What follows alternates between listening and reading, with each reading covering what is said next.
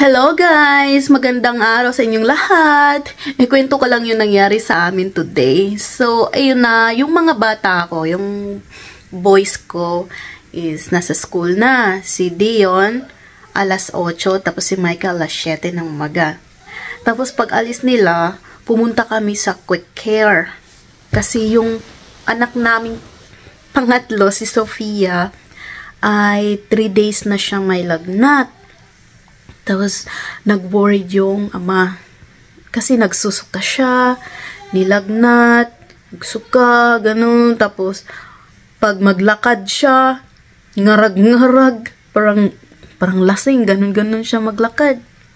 Nakakaawa. Tapos, yung sipon, hindi na nang maintindihan. Tapos, ayaw magpalapag. Tapos, iyak ng iyak. Breastfeeding siya. Tapos, magsige na lang siya, tutoy sa kuado. Gikapoy na ko. Yung mouth ko, super dry na. Tapos, gusto na lang niya talaga. Chup-sup na lang ng sup-sup sa akin. Tapos, ako naman napagod na din kasi parang, nanunuyot na ako. Tapos, na-worry din. Tapos, magmadaling araw, ang init niya. Binigyan naman ng gamot, oo, pero nawawala, tapos bumabalik yung lagnat niya. Tapos, anuhan ko na lang siya, lagyan ko siya ng yung tubig, tapos may ice, yun, tapos may dimpo, ganon. Tapos nawawala yung init kasi nga malamig, di ba, sa skin. Ayun, na-absorb. Tapos, ganon na lang, tapos alam mo, puyat, kasi nagigising siya, kasi nga, not feeling well, diba? Nagigising sa madaling araw, ako naman, puyat kaming dalawa. Tapos, iyak ng iyak. Mabuti na lang, kasi katabi ko yung dalawang boys. Tapos, ako at saka si Sofia. Sa isang room, so apat kami. Mabuti na lang yung dalawang boys, hindi naman nagigising kapag nagiiyak yung kanilang sister. Kasi nga, diba, mag-school pa.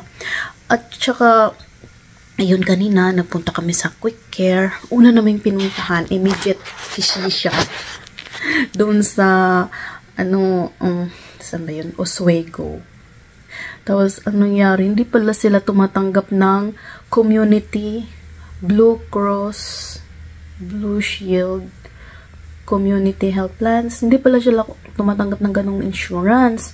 Tapos, nag-drive kami ng, guys, 35 minutes. Tapos, hindi pala sila tumatanggap lang. Ang layo na din-drive namin. Travel namin. Tapos, ayun, yung daddy naghanap na, nag-google na siya kung saan pang pwede around the area. Tapos, ayun, sa Aurora, Illinois kami napunta. Ayun, nag-travel naman kami punta doon. Malapit lang, mga 20 minutes. Ganun. 20? 15? 10? Mga ganun na minutes. Tapos, ayun, nagpunta na kami doon. Ay, mabuti na lang at tinanggap yung, din yun, immediate physician. Mabuti lang tinanggap yung aming health insurance. Medicaid siya, community, Blue Cross, Blue Shield, community health plans. Kasi yung sa isa, hindi pala sila tumatanggap ng ganun. It na yung gusto nila.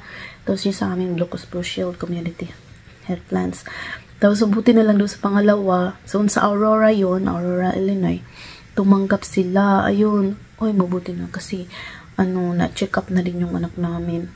Ayun. Tinanong kami kung ano niya. Ayun, si daddy, asawa ko na yung sumagot.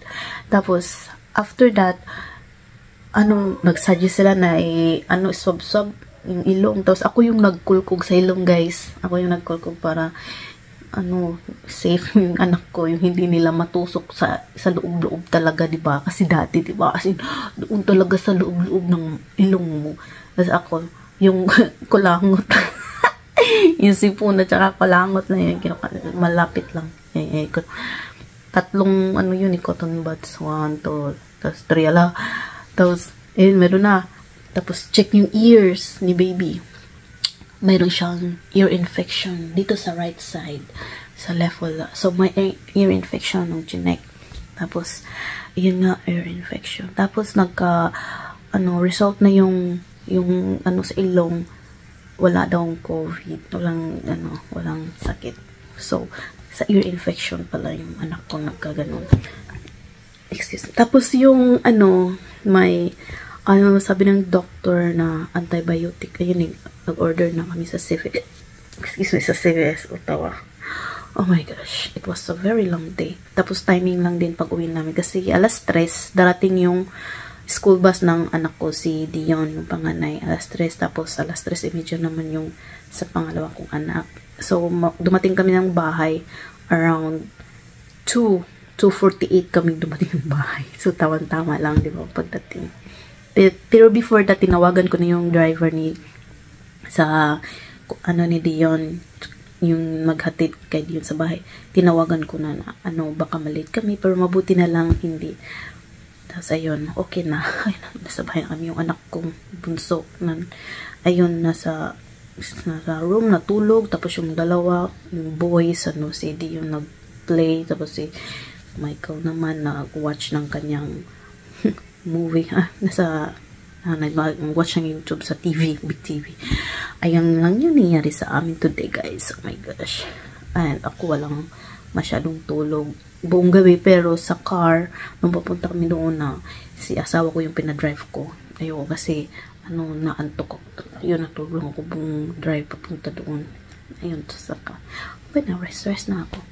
Ayun lang guys yung kwento ko today. Oh my gosh. Thank you so much. Sana gumaling na yung anak ko, no? Kasi kawawa yung anak kapag nagkasakit. Sana wala na magkasakit sa bahay namin. Ang hirap ang magkasakit.